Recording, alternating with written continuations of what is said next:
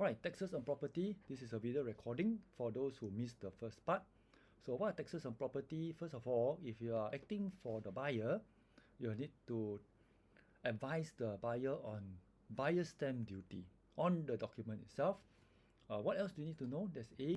You also need to check whether it's additional property. If so, he has to pay an additional buyer's stamp duty on the second property. Right, this is where we talk about table 1, 2, 3, 4, and also whether it's a foreigner and also the Linus situation. And last and not least, if you take a loan, then he has to look into stamp duty for mortgages. Right, so this is the ABC for the buyer, you need to advise. Now, let's move on to the seller. Waiting for seller, then there is where you start looking at the part relating to seller's stamp duty.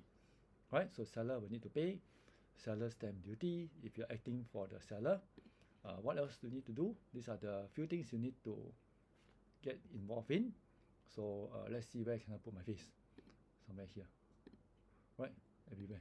Okay, can't go anywhere, maybe here. Let's shift it out here. Okay, that's me. Right, somewhere here. Alright, so that's what you want to do.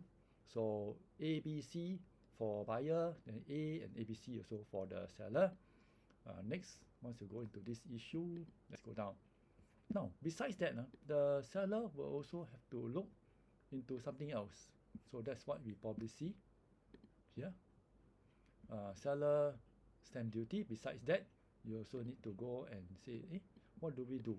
We have to talk about income tax on gain from sale of property. It is considered income by IRS, and then the sale goods and services tax on taxable person.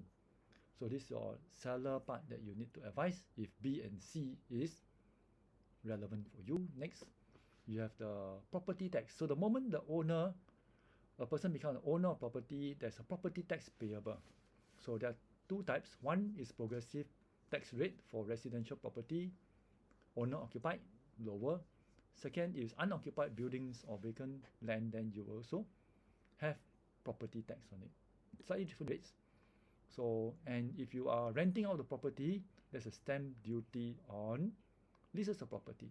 So these are the basic questions you will have in mind when you deal with property and the taxes on the property. Thank you very much.